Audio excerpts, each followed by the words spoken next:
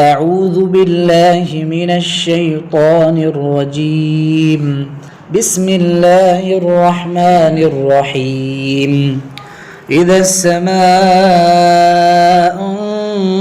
انفطرت وإذا الكواكب انتثرت وإذا البحار فجرت وإذا القبور بعثرت علمت نفس ما قدمت وأخرت يا أيها الإنسان ما غرك بربك الكريم الذي خلقك فسواك فعدلك في أي صورة ما شاء ركبك كلا بل تكذبون بالدين وإن عليكم لحافظين كراما كاتبين يعلمون ما تفعلون إن الأبرار لفي نعيم